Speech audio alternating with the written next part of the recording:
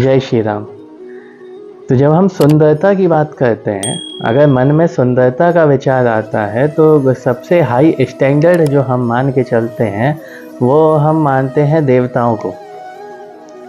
हम लोग बात करते हैं अप्सराओं की, बात करते हैं अप्सरा जैसी सुंदर है, और जो महिलाएं होंगी वो सोचेंगी देव जैसा पुरुष हो। तो सुंदरता का स्टैंडर्ड जो हमने सेट करके रखा है ना, वो देवताओं को लेकर सेट किया है। और जब देवता ही हमारे मेहमान हो तो फिर हमें मेज़बानी करने में भी बड़ा मज़ा आता है। हम सोचते हैं कि यार देवता हमारे घर आए हैं, तो अंदर से ही मन प्रफुल्लित हो जाता है, गार्डन गार्डन हो जाता है।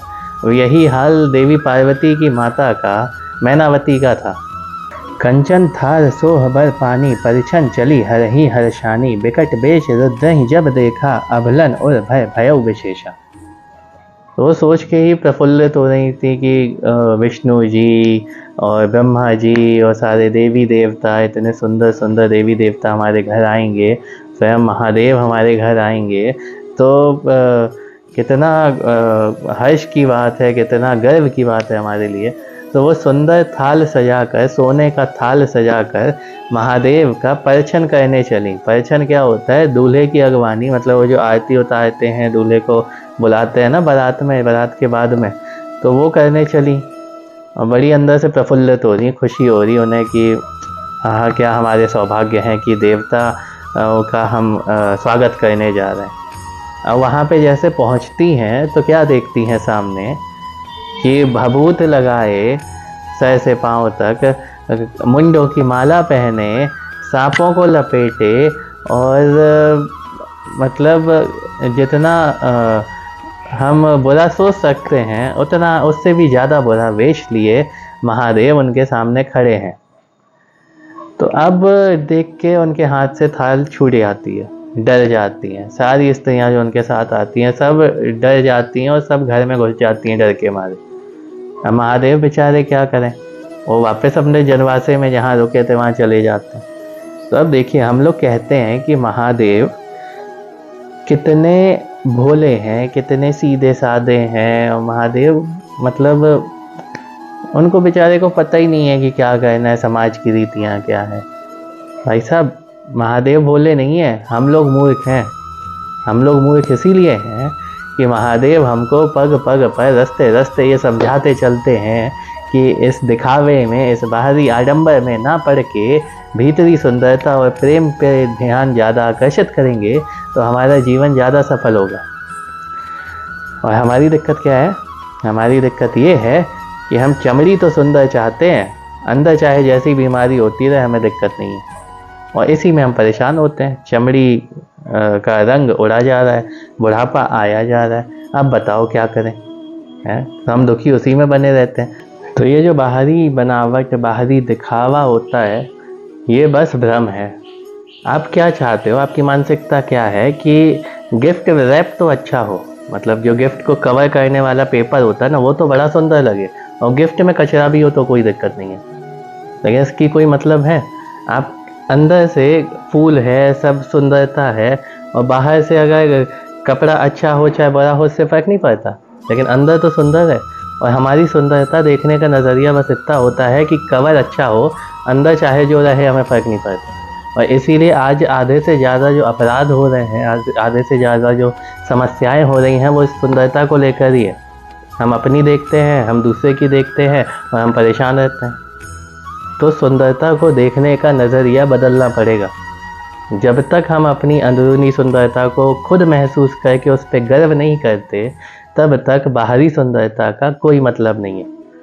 तो महादेव ये सिखाना चाहते हैं समाज को, लेकिन समाज उसी पुरानी मानसिकता में घिरा है जैसे देवी पार्वती की माता मैनावती। खैर, तो महादेव गए जनवासे में, और मैनावती दुखी होके गई अपने घर में, और वहाँ जाके रोने लगी। तो फिर उन्होंने पार्वती को बुलवाया, अपनी गोद में बिठाया, और पार्वती से को देखकर कहा कि तुम इतनी सुंदर हो, और पता नहीं उस मूर्ख विधाता ने ऐसा बावला पति तुम्हारी किस्मत में कैसे लिख दिया। बावला मतलब पागल। मतलब देखो, यहाँ भगवान को भी मूर्ख कहने लगी क्यों? क्योंकि ये हमारी अक्सर कंडीशन होती है। जब हम दुखी होते हैं ना, सबसे पहले जो गाली निकलती है भगवान के लिए ही निकलती है। भगवान तुम्हारी वजह से तुम ऐसे हो, तुम वैसे हो। भगवान क्या करे? तुम्हारे कर्म तुम भोग रहे हो, भगवान को बीच में घुसेड़ रहे हो। तो ऐसे होता है, ऐसे चलता रहता है कि हम दुखी होते हैं और भगवान को हम कोसते जाते हैं। वही हाल मैनावती का है, वो दुखी है तो वो भगवान को कोस रही है। बस कीन बर बोराह विधि जेहि तुम्हें सुंदरता दई, जो फलु चाहिए सुरत रुहि सो बरबस बबू रही ला गई। तुम सहित गिरी ते गिरो पावक जरो जल निधि महु परो, घरु जाऊ अपजसु होऊ जग जीवत विबाहु न हो करो। तो जिस विधाता ने तुम्हें ऐसी सुंदरता दी है, उसने तुम्हारे लिए ऐसा पागल दूल्हा क्यों चुना? हमको तो नहीं समझ में आता कि जबरदस्ती एक सुंदर फूल को, जिसको कल्प वृक्ष में लगना चाहिए था, उसको बबूल में क्यों लगाया जा रहा है? मैनावती बहुत दुखी है और भगवान को तरह तरह से कोस रही है और कहती हैं कि पार्वती, तुमको लेके मैं पहाड़ से गिर पड़ूंगी, आग में जल जाऊंगी या समुद्र में कूद जाऊंगी, लेकिन इस पागल दूल्हे से तुम्हारी शादी मैं नहीं करने वाली। भले ही संसार में अपकीर्ति फैल जाए कि बारात लौटा दी और हमारी बहुत बुराई हो, अपमान हो, जग हंसाई हो, लेकिन इससे तुम्हारी शादी नहीं हो सकती। उस नारद का मैंने क्या बिगाड़ा था जिसने तुम्हें ऐसा उपदेश दिया कि तुम ऐसे पागल पति के लिए तपस्या करो? देखिए, जब दिमाग खराब होता है तो कुछ भी समझ में नहीं आता, अच्छाई भी बुराई लगने लगती है। और यही हाल उनका है। इसीलिए हमको सिखाया जाता है कि हर स्थिति में हमको सब्र करने की और स्थिर रहने की और शांत मन से सोचने की ज़रूरत है। हम हार जीत को अगर सम तरीके से समानता के साथ लेते हैं तो हम आसानी से चीज़ों को देख सकते हैं, उन्हें समझ सकते हैं। लेकिन हार में बहुत दुखी हो गए, डिप्रेस हो गए और जीत में बहुत खुश हो गए तो हम सही निर्णय नहीं ले पाते। और मैनावती सही निर्णय नहीं ले पा रही हैं कि वो बाहरी आडंबर देख के दुखी हो रही हैं। और महादेव ने ये प्रसंग इसीलिए रचा, उन्हें सिखाने को कि देखो, बाहरी आडंबर कुछ नहीं होता, अंदर की सुंदरता ही दिव्य होती है।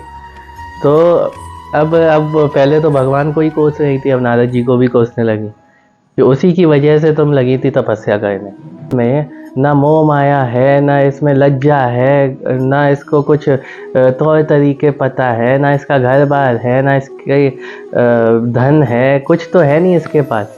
क्यों करें ऐसे इंसान से हम अपनी कन्या की शादी? तो अब मैनावती को सुन के सारी स्त्रियाँ दुखी हो गई, सब वहाँ के लोग दुखी हो गए कि अब दुल्हन की मम्मी ही तैयार नहीं है शादी के लिए, तो अब कैसे होगा काम।